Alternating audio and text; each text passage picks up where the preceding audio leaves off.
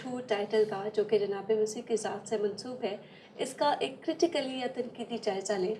मैं जनाब प्रोफेसर शफीक कमल साहब को खुशामदीद कहूँगी और ये जानना चाहूँगी और अपने मोअज़्ज़ज़ नाज़रीन को भी इस बात से आगाह करना चाहूँगी कि ऐसे क्या वजूहात हैं, ऐसे क्या क्वालिटीज़ थी जनाब मसीह की ज़ात के अंदर कि उन्हें प्रिंस ऑफ पीस या सलामती के शहज़ादे का टाइटल दिया। मसीही हज़रात क्यों ये टाइटल उनकी ज़ात से मंसूब करते हैं?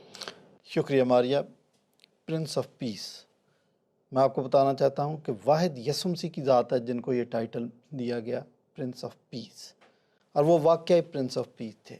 और ऐसा भी नहीं है कि वो तारके दुनिया करके किसी गोशे में जाके बैठ गए थे, जंगल में बैठ गए थे, जहाँ ना बंदा ना बंदे की ज़ात, और सारी उम्र गुजार दी और बाद में कहा I am Prince of peace. ऐसा नहीं, वो प्रिंस ऑफ पीस थे और दुनिया के बड़े बड़े चैलेंजेस उनके सामने थे जिनसे वो नबर्द आज़मा हुए, और उनके पास पूरे मौके थे कि वो जंग भी कर सकते थे या जंग करना ज़रूरी था, लेकिन इसके बावजूद उन्होंने कभी तलवार नहीं उठाई और अपने आप को प्रिंस ऑफ पीस किया और फतूहात भी हासिल की, और फिर भी वो प्रिंस ऑफ पीस थे।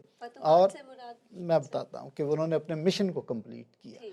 फतूहात से मेरी ये मुराद नहीं है कि इलाके फ़तह कर रहे थे या माले गनीमत लूट रहे थे, ऐसा कुछ नहीं था।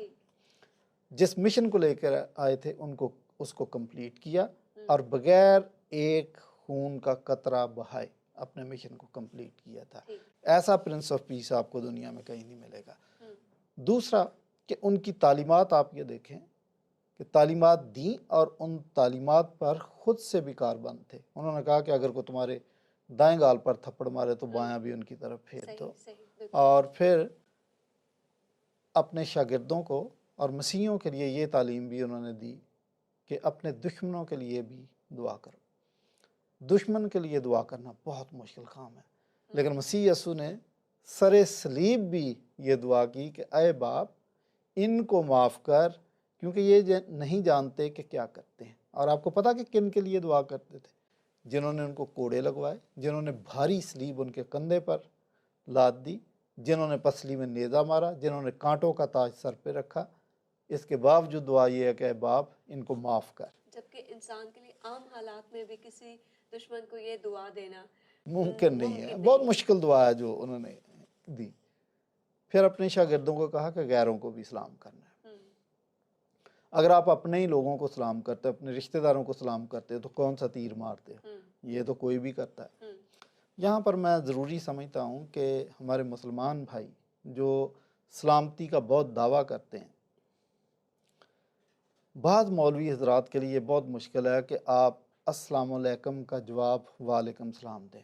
आप गैर कौम पर सलामती ना भेजें, सिर्फ मुसलमान को सलाम का जवाब सलाम से देना। और मुगलिया ख़ानदान ने तो बाकायदा एक इस्तिलाह राइज कर दी थी कि आप गैर मुस्लिम अगर आपको अस्सलाम वालेकुम कहता तो आप उसको कहें कि उसके लिए सलाम का लफ्ज़ ना इस्तेमाल करें, बल्कि अदाब अर्ज़ कहें उसको। अच्छा, सुना होगा आपने, लेकिन आपको इसके बैकग्राउंड का बताना चाहता हूँ। अदाब अर्ज़ गैर मुस्लिम के लिए राइज किया गया। जी जी, मुसलमान थे, वो मुसलमान थे, लेकिन मसीह ने ऐसा नहीं कहा, बस सबको सलाम करो और गैरों को भी सलाम करो। और पड़ोसी का कॉन्सेप्ट ये नहीं है कि आप गिनती करें कि 1 2 3 4 40 तो ये आपके पड़ोसी हैं, अगला घर आपका पड़ोसी नहीं है, बल्कि आलमगीर पड़ोसी।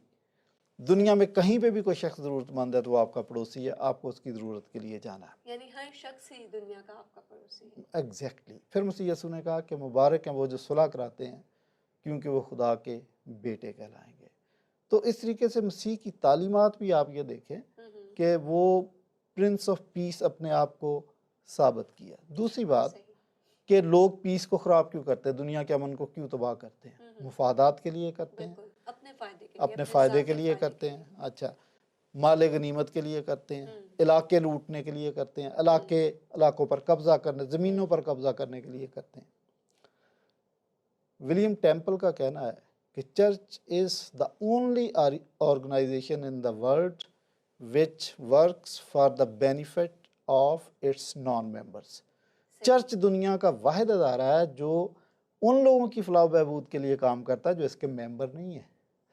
तो फिर हमारा तो वो काम ही ख़त्म हो गया ना कि हम जाके फतवाहत करें, माले गनीमत लूटें, तो फसाद वैसे ही ख़त्म हो जाता है। उस नज़रियाती तौर पर फसाद ख़त्म हो गया।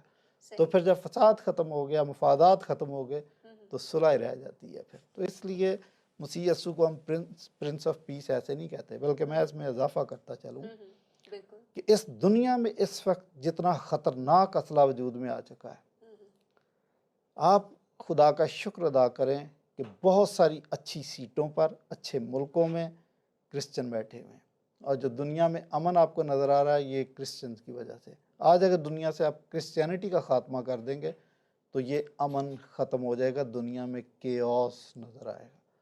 ये भी प्रिंस ऑफ पीस की वजह से है। और अभी तो लोग प्रिंस ऑफ पीस के इंतज़ार में हैं, मसीही भी हैं, गैर मसीही भी हैं। तो ये दुनिया में जो अमन है, ये प्रिंस ऑफ पीस ही की वजह से है।